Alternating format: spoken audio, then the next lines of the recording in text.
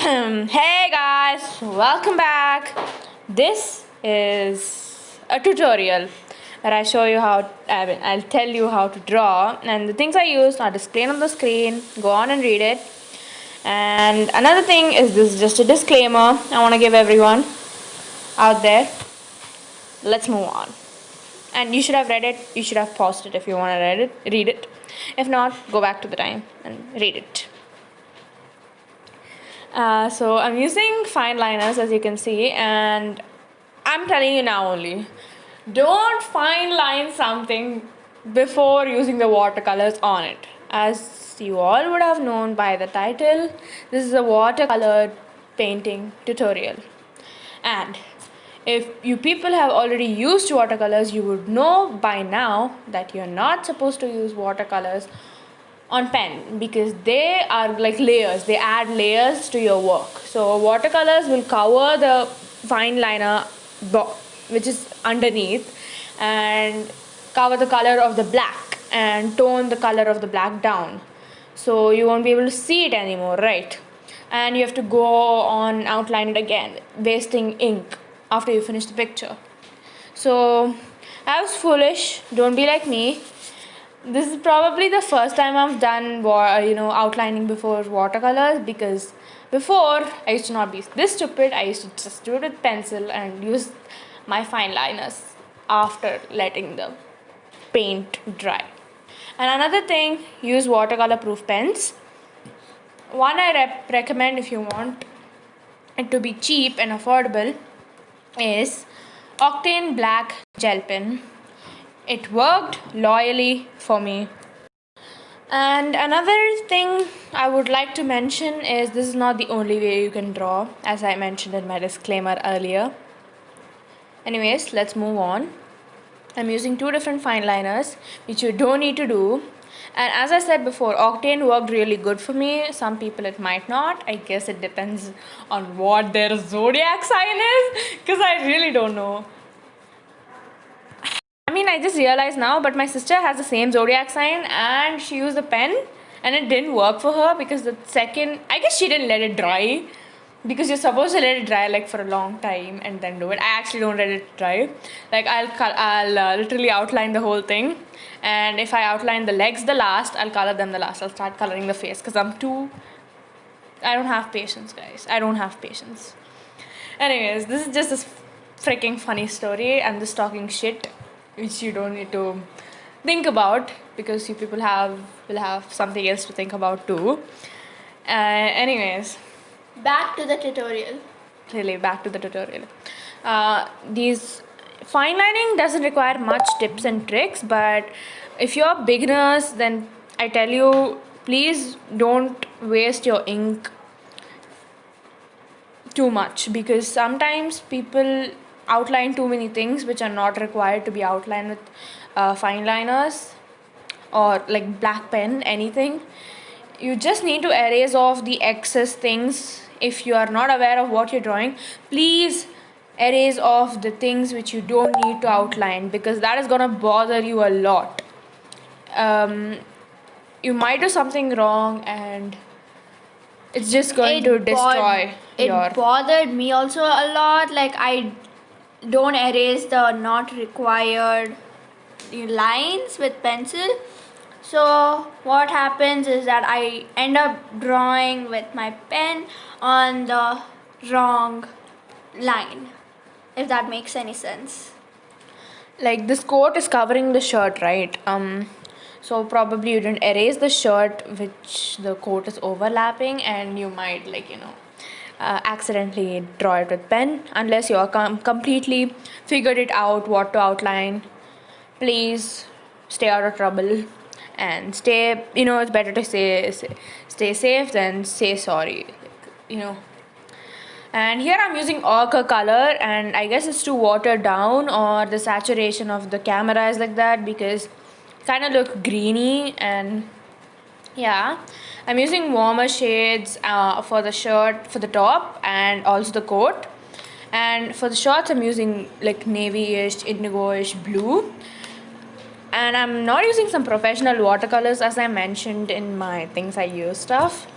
I don't know, like many people have, I mean, on YouTube, some people are saying that you shouldn't use watercolor cakes. They're like the worst things watercolor artists can use. I won't call myself a watercolor artist because I've just moved on to that. But yeah, I get it maybe. And another tip I give for watercolor users is make a watercolor palette, like the palette you're going to use for coloring this particular picture.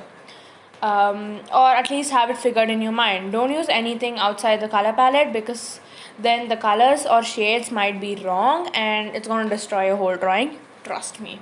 And use contrasting colors. Very important. Very important, because here I've used yellow, which is from another family, and blue, which is from a separate family, and it still looks good because I checked it in my color palette.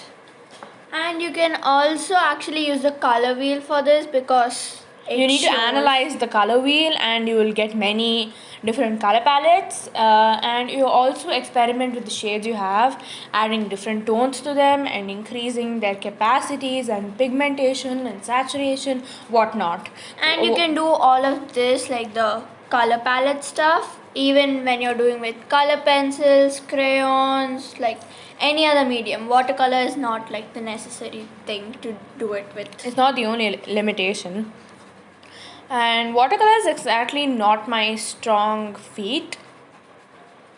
So what she does is actually she does most of it with watercolor, like the base, and then goes with color pencils. Because I can add more depth and dimension with color pencils, and that is called mixed media. I'm sure everyone is aware of that. But when mixed media you're using, make sure you always let the watercolors dry, because if you use color pencils on top of a undry platform, Your your pencil Paper will just know, grate even out the paper will tear out, and the pencil also will not kind of. Actually, if I go to my past self, I would have told that just stop there and don't do anything else on the shirt, because it does look alright. But you see, I destroyed it by drawing those wedges on the buttoning area. I don't know what you call it. And I don't know whether it makes sense, but I'm not that good of a watercolor artist. This is probably a lesson I learned from drawing this painting, doing this painting. Failures are important for A those stepping people. stone for success.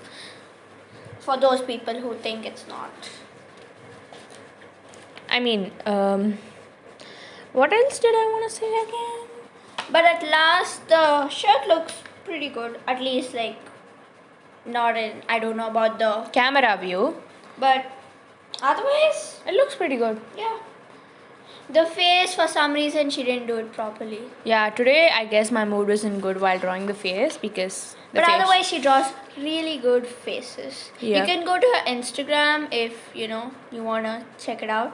It's at my3xyz. And another thing I wanted to mention is I'm doing the water drop technique, at least that's what I call it. Like, use dark pigmentation on where you want to add the shade, and move on with using a brush which is only dipped in clear water, and blend that dark pigmentation before it dries into the bottom layer of colors. If that makes sense. And actually, I wanted to give you a small disclaimer again, that the video might end abruptly, but you will see the final pictures, and I hope you're okay and pleased with that. And another thing I wanted to specify is the camera just ran out while I was shooting it, and that's the reason I couldn't shoot the rest.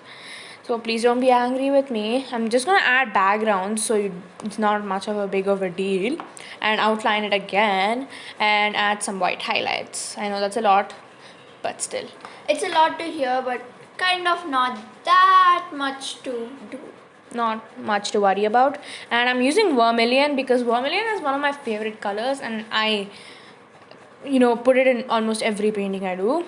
And while using watercolors, I use vermilion for adding depth and shade to the skin and also to the fingertips. Like, I'll add dots of vermilion and use a clear paintbrush with only water to blend it down to the fingers. That's a tip you can use for any other thing also. And I tried doing it with color pencils once and it did come out well, but I would always trust watercolors more than color pencils for that technique.